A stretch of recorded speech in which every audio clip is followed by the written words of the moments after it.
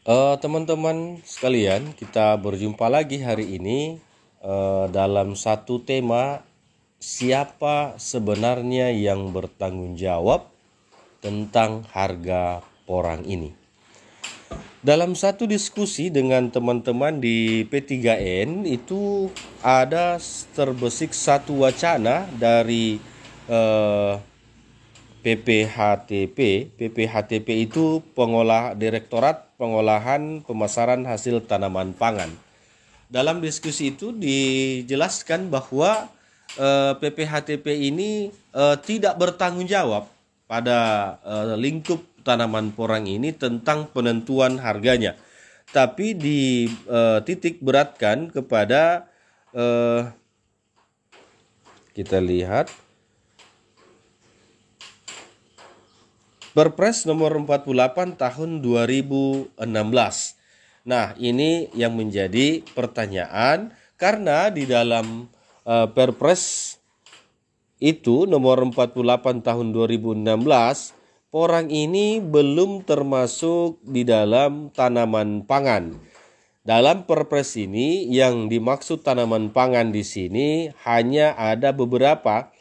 Yang pertama satu, beras, yang kedua jagung, yang ketiga kedelai, yang keempat gula, yang kelima minyak goreng, yang keenam tepung terigu, yang ketujuh bawang merah, yang kedelapan cabai, yang kesembilan daging sapi, yang kesepuluh daging ayam ras, dan yang kesebelas telur ayam.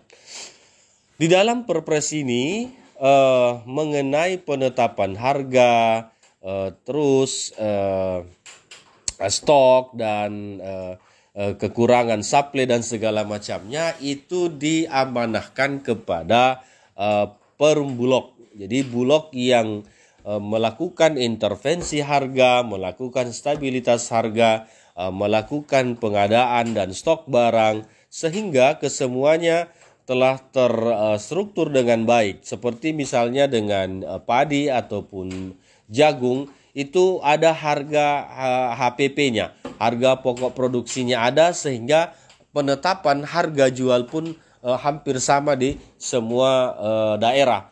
Ini yang kita harapkan juga di porang bisa seperti itu.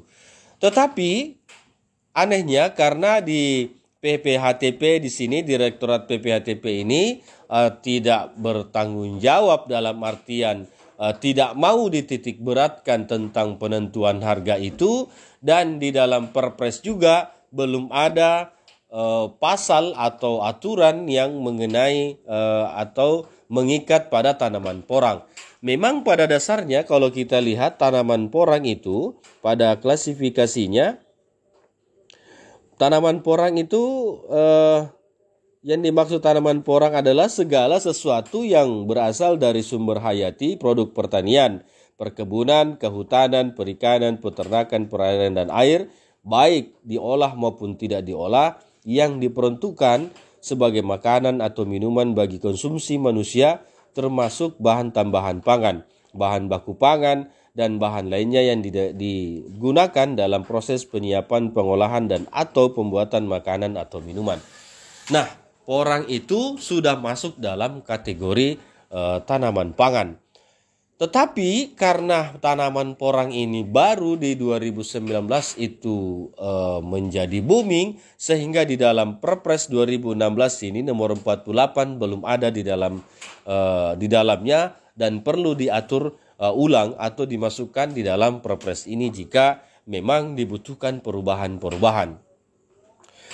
Lucunya hari ini porang ini memiliki harga yang berbeda-beda di satu tempat dengan tempat yang lain, di satu pabrik dengan pabrik yang lain, sehingga menimbulkan kecurigaan, menimbulkan pemikiran-pemikiran negatif bahwa porang ini seolah-olah harganya itu ditetapkan oleh pabrik sendiri, atau bahkan ada kartel yang mengatur harga porang ini sehingga kok bervariasi di antara pabrik dengan pabrik yang lain. Teman-teman sekalian, kita berharap bahwa secepatnya Kementerian Pertanian juga membuat regulasi tentang klasifikasi dari tanaman porang ini sehingga dia masuk di dalam Perpres nomor 48 tahun 2016 itu, ataukah dibuatkan kebijakan sendiri.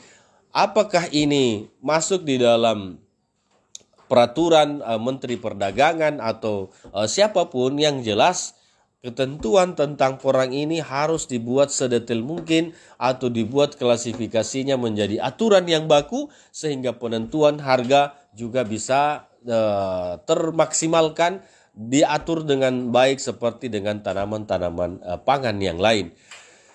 Di 2022 ini kami berharap bahwa ada solusi, ada alternatif dan ada terobosan untuk hukum yang pasti tentang porang ini masuk dalam tanaman pangan, dan pada tahun-tahun berikutnya tidak terjadi lagi kejadian seperti tahun ini.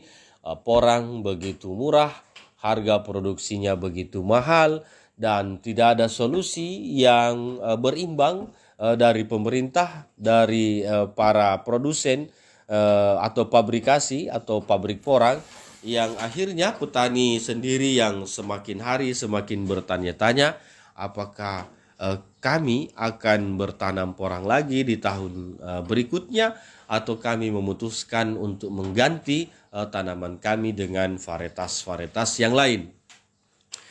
Teman-teman sekalian, dari info-info yang terupdate, kami akan tambahkan di akun YouTube ini agar sekiranya ada pertanyaan-pertanyaan yang berkaitan dengan tanaman pangan, hortikultura, tanaman perkebunan,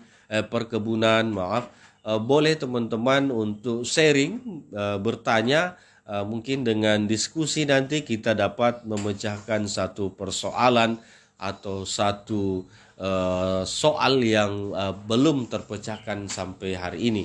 Oke teman-teman, salam dari